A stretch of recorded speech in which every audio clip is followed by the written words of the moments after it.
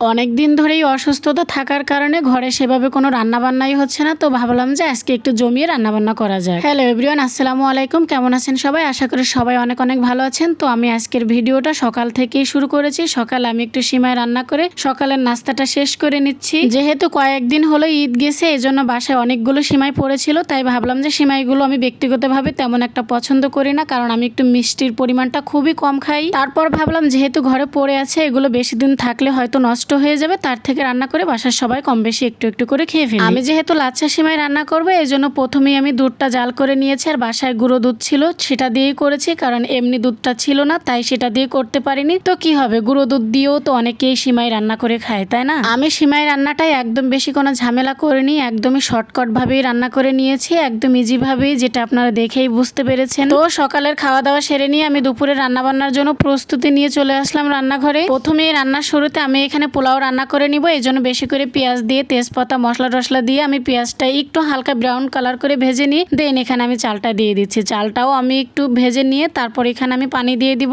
আমি পোলাও রান্না করলে সবসময় একটু নর্মালি রাখার চেষ্টা করি, কারণ পোলাওতে যদি বেশি তেল হয়ে যায় সেটা খেতে একদমই ভালো লাগে না আমার কাছে ব্যক্তিগতভাবে, এই জন্য আমি তেলের পরিমাণটা কম দিয়ে একদমই সহজভাবে রান্না করার চেষ্টা করি। দেন এখানে পেঁয়াজটা ভাজা হয়ে গেলে চালগুলো দিয়ে সেটাও আমি একটু সময় করে নিয়ে ভেজে তারপর আমি এখানে পানি অ্যাড করে দিয়েছি। পানি পরিমাণ মতন দিয়েই আমি এখন এটা রান্না করে নেব। কিছু কিশমিশও দিয়ে দিয়েছিলাম। এখন এটা ঢাকা দিয়ে 25 থেকে 20 মিনিটের জন্য রান্না করে নিব। দেন যখন একটু পানি বলক উঠে যাবে, দেন এখানে আমি দুধটা দিয়ে দিব। একদমই বাসায় গুঁড়ো দুধ ছিল না, এই জন্য একদম লাস্টে বাটিতে যতটুকু ছিল ততটুকু সম্পূর্ণই আমি দিয়ে দিয়েছি। এখন ঢাকা দিয়ে 25 থেকে 30 মিনিটের জন্য আমি রান্না করে নিব। এদিকে গরুর মাংসটা রান্না করার জন্য আমি কড়াইতে পরিমাণ মতন তেল দিয়েছি, আর আজকের গরুর মাংসটা একটু তেলের পরিমাণটা বেশি ছিল, এই জন্য আমি একটা বেশি তেল দিইনি। মাংসগুলো ধুয়ে পরিষ্কার করে নিয়ে তারপর তেলের উপরই আমি মাংসগুলো ছেড়ে দিচ্ছি। এখন এইখানে যত ধরনের সব মশলা আছে, পেঁয়াজ বাটা, আদা বাটা, রসুন বাটা, এগুলো সবই আমি দিয়ে দিব। দেন এখানে আমি গুঁড়ো মশলাটাও একসঙ্গেই দিয়ে দিব। এভাবে মাংস রান্না করে খেয়ে দেখতে পারেন, অনেক বেশি মজা লাগে। আর আজকের মাংসটা আমি একটু ঝোল ঝোল রান্না করব, যেহেতু পোলাও ভাতটা রান্না করতেছি। পোলাও ভাতের সাথে একটু ঝোল ঝোল করে গরুর মাংসটা রান্না করলে আমার কাছে বেশি খেতে ভালো লাগে।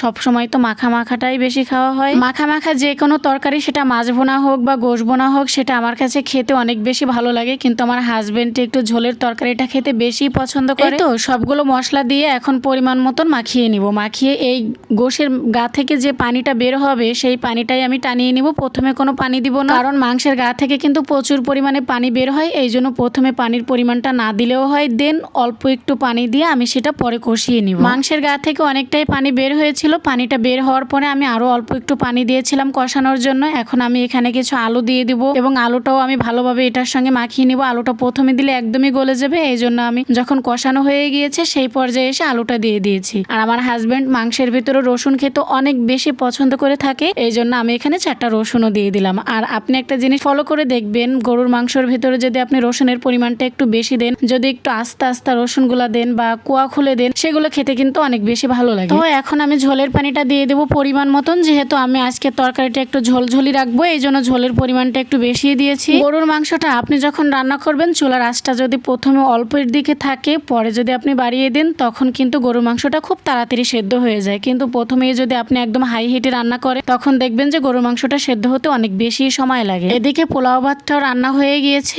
এটা আমি নামিয়ে নিচ্ছি। আর পোলাও ভাতটা একদম পারফেক্ট ভাবে রান্না হয়েছিল, বেশিটা নরমও হয়নি আর একদম শক্তও থেকে যায়। মাংসেও বলক উঠে গিয়েছে। আমি এই মুহূর্তে এখানে কিছু ভেজে রেখেছিলাম জিরা, সেটা গুঁড়া করেও রেখেছিলাম। এখানে আমি এখন কিছু জিরার গুঁড়া দিয়ে দেন একটু পরে আমি আর 2-4 মিনিট রেখে চুলার উপরে তারপর আমি নামিয়ে নিব। আসলে গরুর মাংসটা একটু ঝোল ঝোল করে রান্না করে খাওয়া, সেটা কিন্তু অনেক বেশি মজা লাগে। আপনারা রান্না করে খেয়ে দেখতে পারেন। তো এই ছিল আমার আজকের রান্না বান্না। আবারও পরের কোনো ভিডিও নিয়ে আপনাদের সঙ্গে হাজির হব। সেই পর্যন্ত সবাই অনেক অনেক বেশি ভালো থাকবেন।